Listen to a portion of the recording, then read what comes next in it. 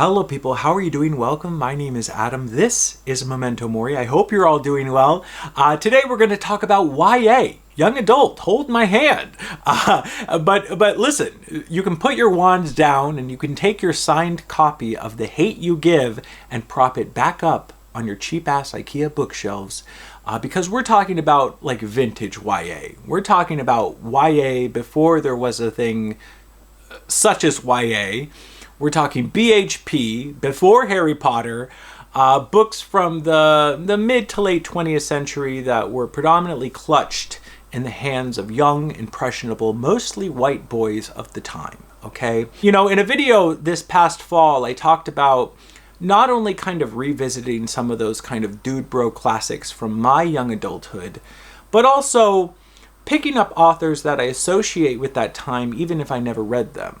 Authors whose ships I assumed had sailed simply because I had gotten older. And I talked about in that video like Hubert Selby Jr., who I had never read him because I thought he was something you're just supposed to read when you're like 18.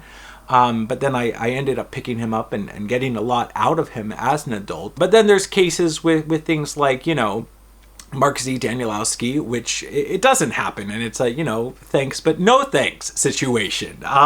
So in this video, I'm going to talk about 4 books that I am reading or have recently read that in one way or another I associate with YA through my lens, okay? So first up here, certainly like a stone cold classic in regards to my young adulthood, we have A Clockwork Orange by Anthony Burgess. And this is a book that, man, I thought was the coolest thing ever when I was like 16 or 17.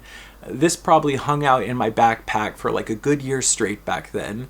And, you know, it's interesting. I reread this last month, and it had probably been like 16 years since I last picked it up. And it still held up. You know, it's interesting. Definitely coming to this in my mid-30s, I don't think it's as cool as I did back then for sure, but I definitely appreciated it more for just its structure and kind of the restraint held within it. I have a great respect for authors that show restraint. And, you know, if you're an author and you have a book and you have an element A in your book, okay, an element A can be anything. It can be the story, it could be the world building, it could be the writing, it could be the structure of the book, it can be anything within the book.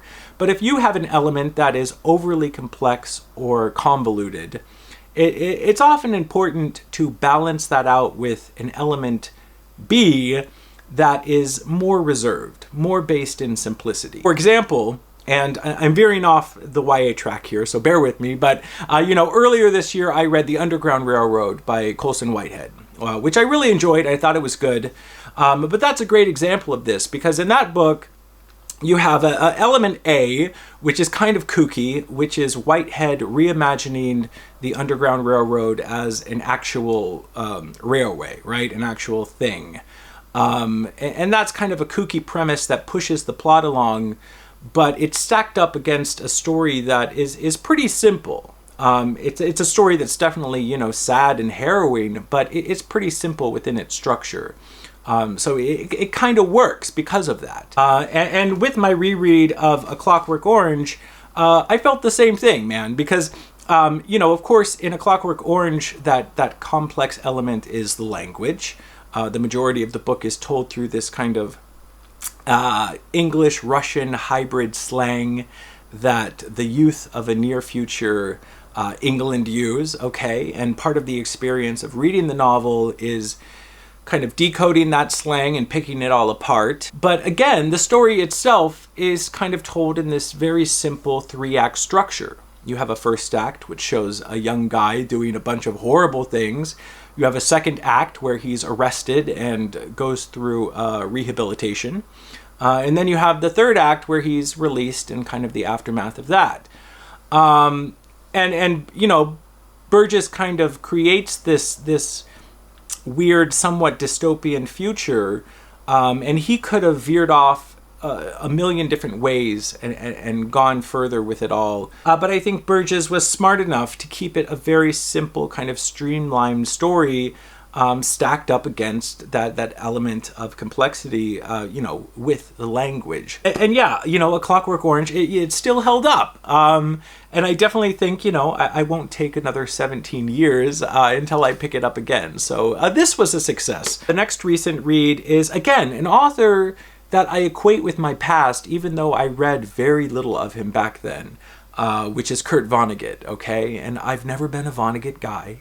I read Slaughterhouse-Five when I was like 18 years old, and I remember liking it, but not enough to where I was ever really inspired to pick up anything else.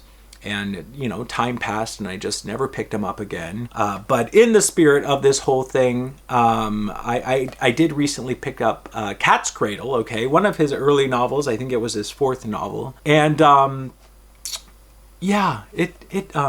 it was okay. It was okay. I don't think Vonnegut's quite for me. His kind of brand of dude bro, satirical humor, mixed with elements of sci-fi and fantasy, I just don't think that's necessarily my bag. But it was okay. It was kind of fun. I can't handle that much goofiness, and I can handle silliness to a point.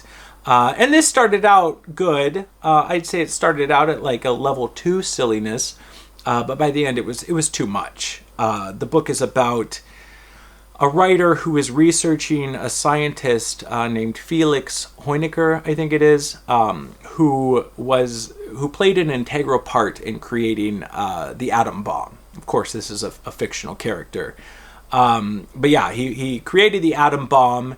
And this author is researching, specifically trying to find out what Felix, his state of mind on the actual day when the bomb was dropped on Hiroshima. Like, what was he doing? His whole state of mind. And the title Cat's Cradle referring to the memory of one of his children, of this scientist's children, who remembers very little about that day. And all he remembers is his father sitting in his study doing a cat's cradle with string. And side note, listen, I while I was reading this, I had my buddy Tui, okay?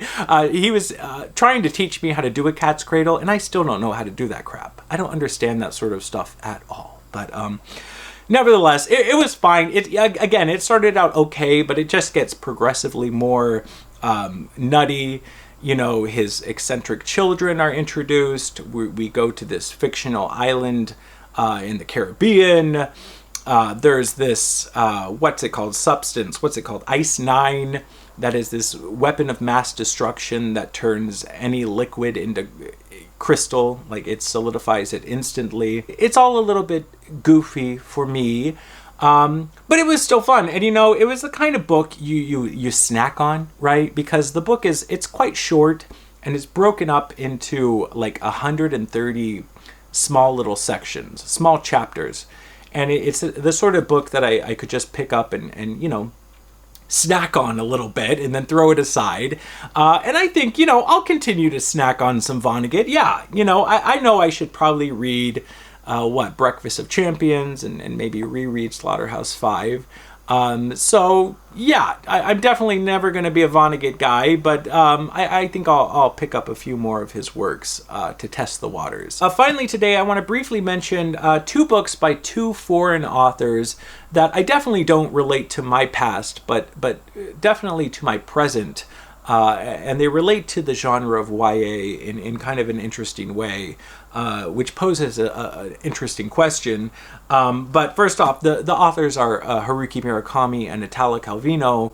For Murakami, I mentioned last week that I'm reading my 6th Murakami with Dance, Dance, Dance, and still halfway through. I'm reading a lot of stuff, but I'm actually enjoying it. It kind of, revolves around a wacky hotel. I don't know.